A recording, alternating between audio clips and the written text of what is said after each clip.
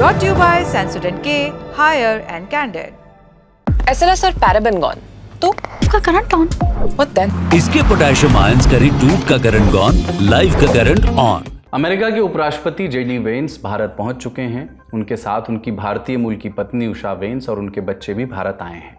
Veins 4 दिवसीय भारत दौरे पर आए हैं। उपराष्ट्रपति बनने के बाद ये उनका पहला भारत दौरा है। वेंस का प्लेन सुबह 9:45 पर दिल्ली के पालम एयरपोर्ट पर उतरा।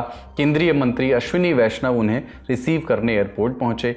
21 अप्रैल को वेंस अपने परिवार के साथ अक्षरधाम मंदिर गए। मंदिर में दर्शन के बाद वेंस ने कहा कि ये भारत के लिए बहुत बड़ा श्रेय है कि आपने एक सुंदर मंदिर बनाया। हमारे बच्चों को विशेष रूप से ये बहुत पसंद आया। वेंस का कार्यक्रम क्या रहेगा? प्रधानमंत्री नरेंद्र मोदी 21 अप्रैल को ही जेडी वेंस के साथ डिनर करेंगे।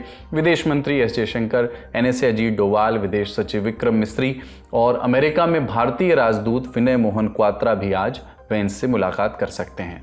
फिर 21 अप्रैल की रात वेंस परिवार जयपुर पहुंच जाएगा। यहां उनके स्वागत के लिए एयरपोर्ट पर रेड कारपेट की तैयारी की जा रही है।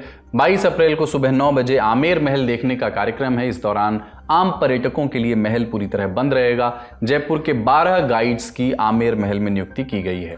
22 को राजस्थान घूमने के बाद उपराष्ट्रपति, अमेरिकी उपराष्ट्रपति और उनका परिवार उत्तर प्रदेश जा सकता है, जहां वो ताजमहल घूमने जा सकते हैं। मीडिया रिपोर्ट्स की माने तो उत्तर प्रदेश के मुख्यमंत्री योगी आदित्यनाथ से भी उनकी मुलाकात हो सकती है।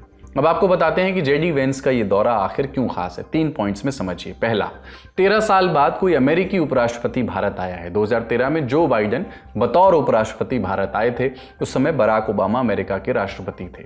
दूसरा, इस वक्त भारत और अमेरिका के बीच ट्रेड डील, टैरिफ को लेकर के तनाव है। मीडिया रिपोर्ट्स के मुताबिक प्रधानमंत्री मोदी और उपराष्ट्रपति के बीच इन्हीं मुद्दों को सुलझाने के लिए बातचीत होगी। तीसरा, सबसे ज्यादा चर्चा टैरिफ वाले मसले की है। आप जानते ही होंगे कि अमेरिका के राष्ट्रपति डोनाल्ड ट्रंप ने भारत पर 26% टैरिफ लगाने का ऐलान किया था। हालांकि उन्होंने बाद में इस पर अस्थायी रोक लगा ली थी। ट्रंप ने कहा था कि कई देश के लोग मुझसे टैरिफ पर बात कर रहे हैं।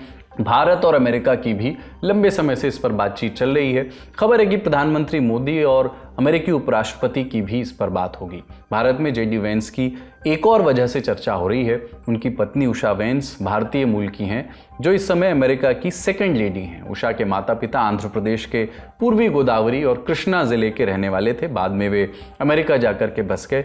वहीं उषा का जन्म हुआ।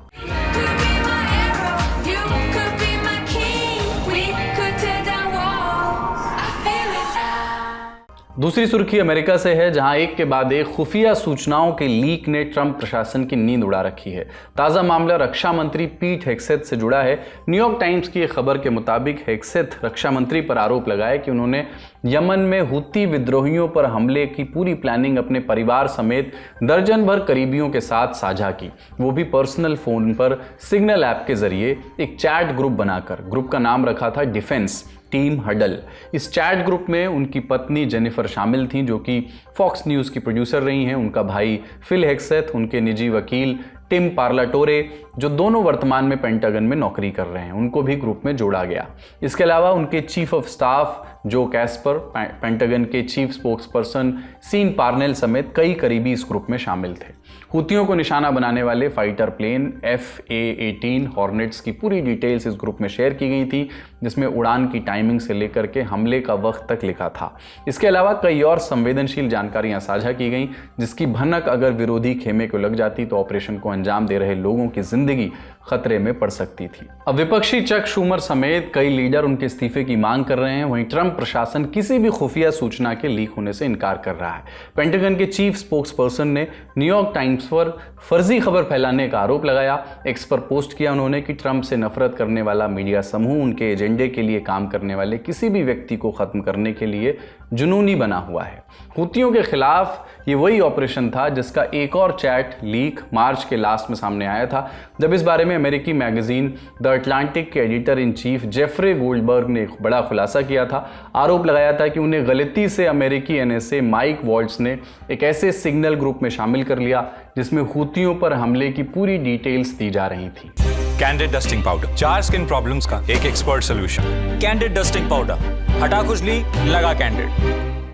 अगली सुर्खी आई है रूस यूक्रेन जंग से। शनिवार 19 अप्रैल को रूस के राष्ट्रपति व्लादिमीर पुतिन ने एक महत्वपूर्ण घोषणा की।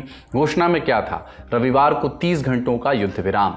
ईसाई धर्म के महत्वपूर्ण त्योहार ईस्टर के मौके पर पुतिन ने कहा, मैं आदेश देता हूं कि इस दौरान सभी सैन्य कार्रवाइयां रोक दी जाएं। साथ ही कहा कि हम इस दौरान यूक्रेन से भी युद्ध विराम की अपेक्षा करते हैं। लगा कि दोनों देशों के बीच इसी बहाने कुछ शांति होगी, लेकिन ये युद्ध विराम ज्यादा देर टिका नहीं। दोनों देशों ने एक दूसरे पर सीज फायर के उल्लंघन का आरोप लगाया। ताजा अपडेट यह है कि युद्ध विराम की समाप्ति के बाद रूस ने यूक्रेन पर मिसाइल और ड्रोन हमलों की बौछार कर दी।